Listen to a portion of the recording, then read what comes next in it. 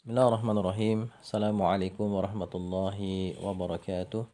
Alhamdulillah wassalatu wassalamu ala Rasulillah wa ala alihi wa sahbihi wa mawala. Amma ba'du ikhwani wa akhwati fillah rahimani wa rahimakumullah. Insyaallah taala pada kesempatan kali ini kita akan bahas kembali buku Aku dan Bahasa Arab. Sekarang kita akan bahas bab 5 ya, yang berjudul dua hal penting ya. Maksudnya apa dua hal penting? Gini, berdasarkan ya informasi yang saya dapat ya dari menonton beberapa video, kemudian membaca buku-buku, dan juga dari hasil pengamatan saya gitu ya. Saya menyimpulkan bahwasannya ada dua hal penting yang harus dimiliki oleh seseorang yang sedang belajar sesuatu ya, agar bisa lebih mudah untuk meraih keberhasilan. Ya, misalnya kita sekarang sedang belajar bahasa Arab. Nah, kalau ada dua hal ini di dalam diri kita, insya Allah ya akan memudahkan kita untuk meraih kesuksesan dalam belajar bahasa Arab. Yang pertama itu ada kemauan kuat. Ya, kemauan kuat dari dalam diri kita untuk bisa ya, ada motivasi yang kuat dari dalam diri kita untuk bisa bahasa Arab. Kemudian yang kedua, kita tahu cara yang efektif dalam belajar bahasa Arab.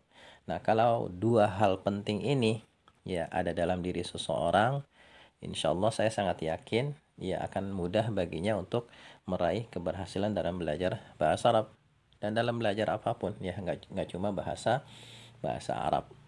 Nah, oleh karena itulah sebelum kita belajar apapun ya, termasuk belajar bahasa Arab, hendaknya kita hadirkan dua hal ini, dua hal penting ini ya, punya motivasi yang kuat untuk bisa, dan juga kita tahu cara yang efektif dalam belajar. Nah, qadarullah dua hal ini nggak ada ya pada diri saya ketika awal kali saya belajar bahasa Arab ya. Ketika itu ya sudah saya ceritakan bahwasannya awal kali saya mengenal bahasa Arab itu di Wisma Al-Qudwah ya, ketika saya kuliah di IPB, di kampus IPB Dramaga Bogor. Nah, di Wisma Al-Qudwah ini ya ada pembinaan bahasa Arabnya, di samping ada pembinaan keislaman lainnya seperti fikih, akidah, dan lain sebagainya, termasuk bahasa Arab ya. Kalau materi yang lain itu dulu merujuk ke apa namanya, ke panduan-panduan belajar yang biasa dipakai oleh teman-teman di HTI, yang ngajinya ke HTI ya. Karena senior saya waktu itu yang paling tua gitu, angkatan 31 dulu di Wisma Al-Qudwah itu, mas'ulnya ya, pimpinan kosnya, ketua kosnya itu ngajinya ke HTI. Jadi di situ buku-buku panduan yang digunakan untuk pembinaan itu buku panduan yang biasa dipakai oleh teman-teman di HTI, diantaranya materi dasar Islam dulu ya. Nah, untuk pelajaran bahasa Arabnya ini ya diadakan sepekan itu cuma sekali ya, sepekan cuma sekali, dan waktunya pun cuma sekitar 1 jaman ya, ba'da subuh kita belajar sekitar jam 5 sampai sekitar jam 6. Nah, ini tentu sangat kurang ya. Kalau kata teman saya yang guru bahasa Arab ya, alumni Gontor, kata dia kalau mau belajarnya efektif ya, dan sekali pertemuan itu cuma sekitar 1 jaman, paling nggak itu kalau dalam sepekan itu ada 3 pertemuan kata dia. Ya, dia pun mengajar di beberapa tempat di kalangan mahasiswa ya, juga itu lebih dari 1 pertemuan, nggak cuma 1 pertemuan. Kalau mau belajar efektif, kalau 1 kali pertemuan dalam sepekan dan itu pun cuma 1 jam, itu sangat tidak efektif ya belajarnya. Kalau cuma sekali pertemuan dalam sepekan, sehari misalnya, tapi belajarnya seharian full dari pagi sampai malam, itu insya Allah masih lebih bagus gitu ya. Tapi kalau cuma 1 jam itu sangat kurang. Dan ternyata apa yang diucapkan teman saya itu benar, kenyataan gitu, terjadi, kenyataannya demikian. Ya, ketika kita belajar sekitar setahunan di Al-Qudwah itu, ya saya sendiri merasakan seakan-akan nggak dapat apa-apa gitu. Ya, karena memang pada waktu itu saya motivasinya juga nggak begitu kuat gitu. Waktu itu saya juga nggak tahu kenapa kita harus belajar bahasa Arab gitu kan. Kenapa nggak belajar bahasa Inggris aja? Kan kalau di kuliahan kan yang kepake kan bahasa Inggris kan untuk memahami literatur-literatur kuliahan gitu. Kenapa yang dipelajari bahasa bahasa Arab? Jadi belum ada motivasi yang kuat dari dalam diri saya untuk menguasai bahasa Arab, untuk bisa bahasa Arab ya. Dan yang kedua, metode belajarnya kalau menurut saya juga ya kurang efektif tadi, seperti tadi yang saya ucapkan kan, eh, cuma 1 jam dalam sepekan itu sangat sangat kurang.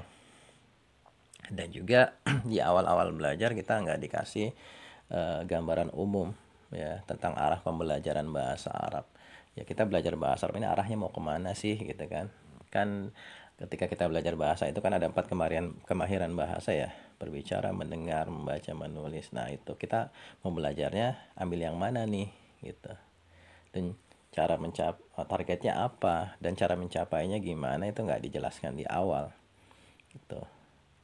Jadi kalau menurut saya 2 hal itu ya yang menyebabkan saya bisa dibilang ya setahun belajar itu seakan-akan nggak mendapatkan apa-apa ya. Waktu itu buku yang dipakai itu berbahasa Indonesia ya, penulisnya penulis orang Indonesia, cuman saya lupa namanya, ada Samsudinnya gitu ya. Karena ya, bukunya sebenarnya dulu ada ya, saya simpan, cuman dipinjam teman, habis itu nggak balik sampai sekarang. Dan ya itu ya, jadi setahun belajar seakan nggak dapat apa-apa. Cuman ada satu yang saya ingat ya waktu itu, ketika ada pengajian yang ditanya tentang huruf jar. Saya lupa apa saya yang nanya apa teman saya gitu tentang huruf jar itu apa. Ya cuma dijawab ya terima dulu aja bahwasanya ini huruf jar kayak gitu. Nanti juga lama-lama akan paham katanya. Ya, kalau sekarang kan kalau saya ditanya huruf jar itu, ya saya jawab bahwasanya huruf jar itu adalah huruf yang menyebabkan kata di depannya menjadi berharokat akhir kasroh ya. Misalnya dikasih tahu dulu di awal huruf jar itu misalnya min, ila ya, kemudian fungsinya dia menyebabkan kata di depannya menjadi berharokat akhir kasroh. Misalnya ada kata-kata masjidun, sebelumnya ada huruf min jadi min masjidin, seperti itu kalau saya menjelaskannya sekarang ke kawan-kawan saya. Nah dari situ juga sebenarnya ya jadi motivasi juga bagi saya di kemudian hari untuk memberikan penjelasan dengan lebih mudah, bagaimana caranya menyederhanakan sesuatu, bagaimana caranya menjelaskan sesuatu supaya mudah difahami oleh para pelajar pemula ya. Dan waktu itu ketika diadakan ujian akhir ya, nilainya jelek-jelek. Kalau saya dapatnya sekitar 20-an dulu kalau nggak salah, dan teman-teman yang lain setahu saya juga seperti itu ya. Karena memang ya saya lihat hampir semuanya gitu, teman-teman yang dulu belajar bahasa Arab itu emang nggak ada motivasinya kurang gitu untuk belajar bahasa Arab ya. Ditambah lagi juga ya metodenya yang menurut saya kurang efektif, sehingga akhirnya ya hasil yang didapat ya kurang maksimal. Nah itu pembelajaran bahasa Arab yang saya dapat di Wisma Al-Qudwah ya, di tempat dimana saya pertama kali mengenal bahasa Arab, mengenal ilmu nahwu ya. Dulu belajarnya ilmu nahwu ya, kita nggak belajar ilmu sorof. Nah kemudian 1 tahun saya tinggal di Al-Qudwah. Setelah itu saya memutuskan untuk pindah kosan ya, pindah kosan ke kosan yang baru ini. Ternyata saya ketemu lagi dengan bahasa Arab dan belajarnya lebih intensif lagi. Dalam sepekan itu 6 kali dulu belajar, dari Senin sampai hari Sabtu ya. Ya insya Allah nanti akan saya ceritakan ya bagaimana saya belajar di kosan yang baru. Namanya kosannya Wisma As-Sunnah. Itu nggak jauh dari Wisma Al-Qudwah ya, jalan sekitar ya 100-200 meter, 100 meteran lah, masih di sekitar Pangkalan Angkot ya, nggak jauh ya. Insya Allah nanti akan saya ceritakan bagaimana proses belajar bahasa Arab atau kegiatan belajar bahasa Arab di Wisma As-Sunnah ya. Mungkin ini ya sedikit cerita dari saya untuk bab 5. Semoga bermanfaat ya. Assalamualaikum warahmatullahi wabarakatuh.